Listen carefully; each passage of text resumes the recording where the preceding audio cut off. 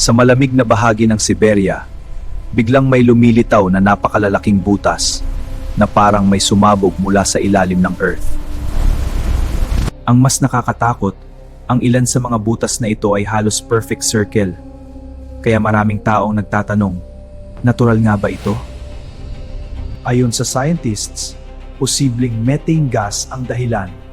Naiipon daw ang pressure hanggang bigla itong sumabog. Habang umiinit ang klima, unti-unting natutunaw ang tinatawag na permafrost at maaaring may nakakulong na gas sa ilalim nito. Pero may isang tanong, kung simpleng methane lang ito, bakit sobrang laki ng ilan sa mga butas na lumilitaw? May ilang reports din na bago makita ang mga butas, may mga nakakarinig muna ng malalakas na pagsabog. May mga pagkakataon pa raw na parang gumagalaw ang lupa bago ito sumabog, na tila may humihinga sa ilalim ng yelo. Hanggang ngayon, pinag-aaralan pa rin ng scientists kung ano talaga ang nasa ilalim ng Siberia. Tama. At ayon sa ilang experts, posibleng mas marami pang giant holes ang maaaring lumitaw sa mga susunod na taon. Kung methane lang talaga ito, bakit parang may mas malaking lihim na nakatago sa ilalim ng Siberia? Sa ilalim ng makapal na yelo, may nadidiskubreng kakaibang init na tila may aktibong gumagalaw sa ilalim ng Siberia. At mas nakakatakot, hindi lang isa ang giant hole na natagpuan, kundi marami pang lumilitaw sa iba't ibang lugar. Base sa ilang pag-aaral, tila may pressure na naiipon sa ilalim hanggang bigla itong sumabog pa itaas. May ilan ding nakaririnig ng kakaibang tunog na tila nanggagaling mismo sa ilalim ng lupa. Naniniwala ang scientists na may methane gas na nakakulong sa ilalim ng yelo na unti-unting lumalaki ang pressure. May mga lugar din sa Siberia na tila bigla na lamang iniwasan ng mga tao matapos lumitaw ang mga kakaibang butas.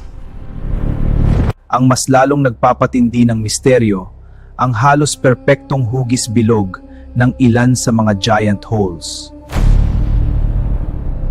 Habang umiinit ang mundo, unti-unti ring natutunaw ang sinaunang yelo na milyon-milyong taon nang nakabaon.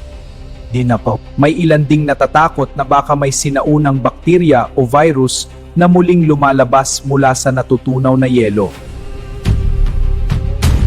Posible ring may malalaking cavern na nakatago sa ilalim ng Siberia na ngayon ay unti-unting bumibigay. Sa ilang lugar, tila bigla na lamang bumibigay ang lupa na para bang hungkag na ito sa ilalim.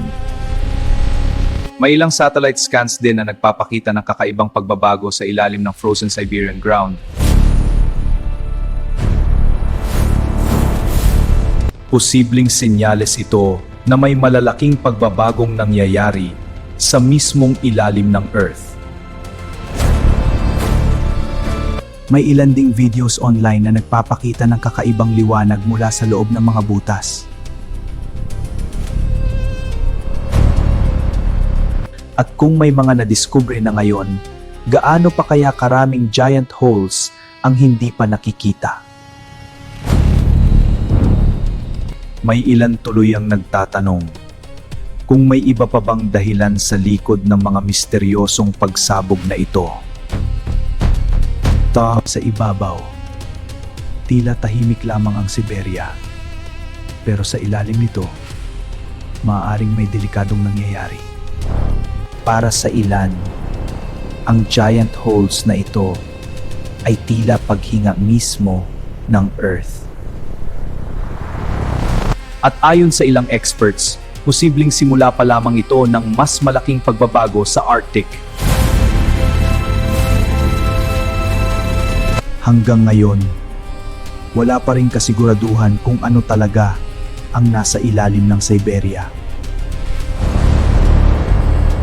Sa ilalim ng makapal na Amazon forest, may nadidiskubreng kakaibang hugis na tila gawa mismo ng sinaunang tao. Matagal nating inisip na puro kagubatan lamang ang Amazon, pero baka may nawawalang mundo pala rito. Ang mas nakakagulat, ang ilan sa mga natagpuang hugis ay sobrang laki at sobrang precise. Ayon sa ilang experts, posibleng bahagi ito ng malalaking lungsod na natabunan ng gubat sa paglipas ng panahon. Dati itinuturing na imposibleng magkaroon ng advanced civilization sa Amazon.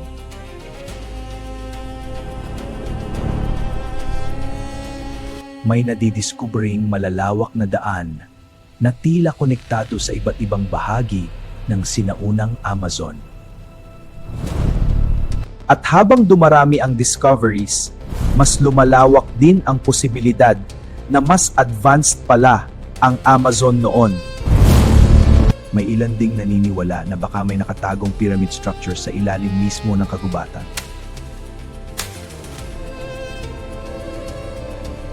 Isa sa pinakamalaking tanong, paano nabuhay ang napakaraming tao sa gitna ng makapal na rainforest?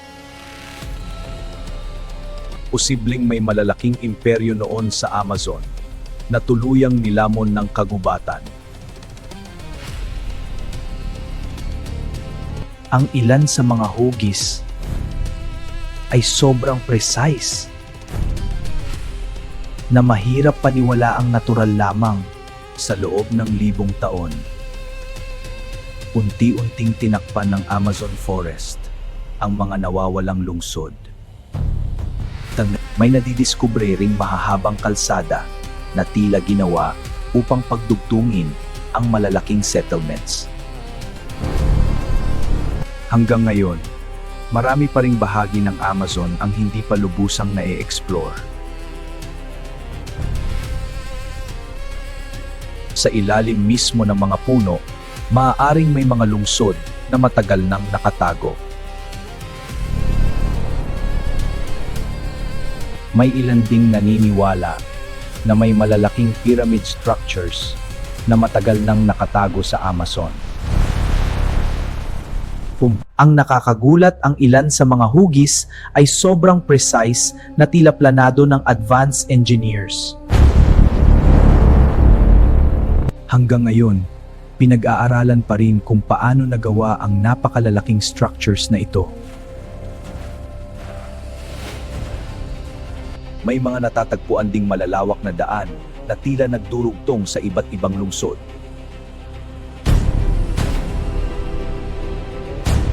Posibleng mas advanced pala ang mga sinaunang tao sa Amazon kaysa sa matagal nating pinaniwalaan. May ilan ding giant symbols na makikita lamang mula sa himpapawid.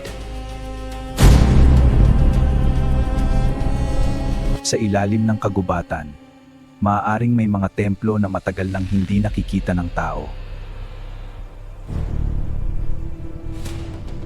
Posibleng ibang-iba ang itsura ng Amazon noon at puno ito ng malalaking settlements.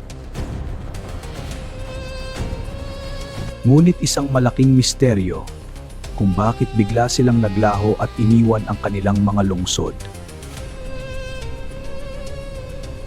Sa paglipas ng panahon, unti-unting nilamon ng rainforest ang buong sibilisasyon. Hanggang ngayon, marami pa ring bahagi ng Amazon ang posibleng may tinatagong lihim. At habang dumarami ang discoveries, lumalawak din ang posibilidad na mas malaki pa ang mga lungsod noon. May ebidensya ring marunong sila sa advanced farming at pagkontrol ng lupa para. At kung may nadidiskubre pa hanggang ngayon, ilang nawawalang lungsod pa kaya ang nakatago sa ilalim ng Amazon? Baka ang Amazon ay hindi lamang simpleng kagubatan kundi labi ng isang nawawalang mundo Sa modernong pag-scan ng Great Pyramid, may nadiskubreng giant hidden void na hindi pa napapasok ng tao. Ang mas nakakagulat, tila may malalaking silid na matagal nang nakatago sa loob. Hanggang ngayon, wala pang taong nakapapasok sa ilan sa mga natuklasang voids.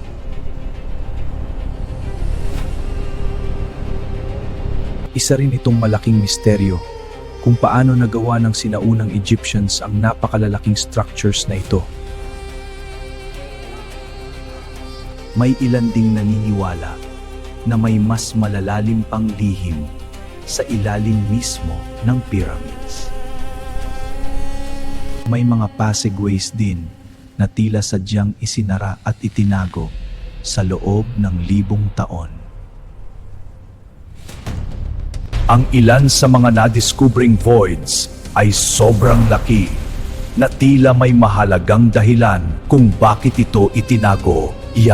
Hanggang ngayon, walang nakakaalam kung ano talaga ang nasa loob. May ilan ding theory na baka may nawawalang royal tombs na hindi pa nadidiskubre.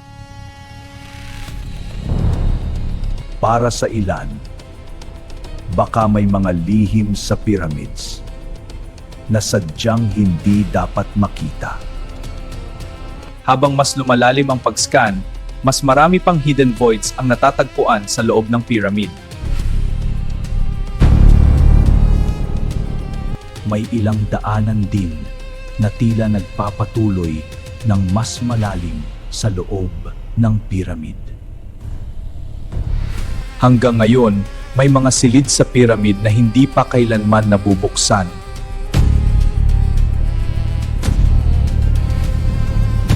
At malaking tanong ngayon, ano kaya ang sadyang itinago sa loob ng mga lihim na kwartong ito? Tanak, may ilang researchers din na naniniwalang may mas malaking network sa ilalim ng Egyptian desert. May possibility rin na may nawawalang tombs pa na hindi pa natatagpuan hanggang ngayon.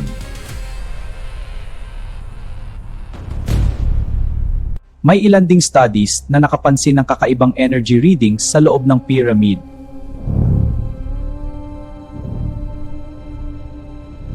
Kung may mga lihim ng silid, paano nila ito naitago sa loob ng libong taon? May ilang symbols din na hanggang ngayon ay hindi pa lubusang naunawaan.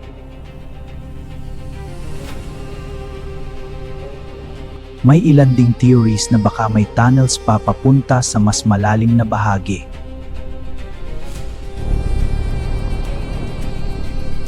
Ang ilan sa mga hidden spaces ay mas malaki pa kaysa sa unang inaasahan ng experts.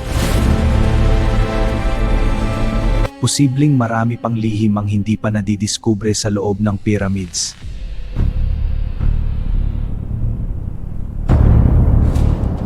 May ilan ding nagtatanong kung may teknolohiyang alam noon na matagal nang nawala. Hanggang ngayon, pinagtatakan pa rin kung bakit sobrang precise ng pagkakagawa nito. May ilan ding voids na nasa itaas mismo ng mga kilalang chambers.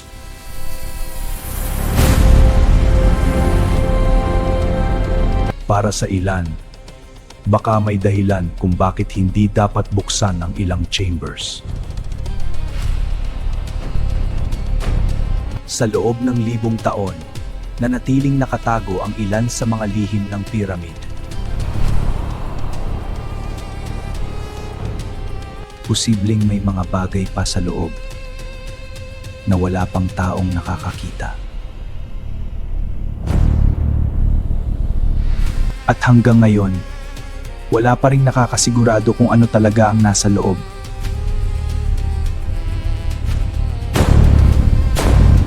Baka hanggang ngayon, hindi pa rin natin tunay na alam ang pinakamalaking lihim ng pyramids.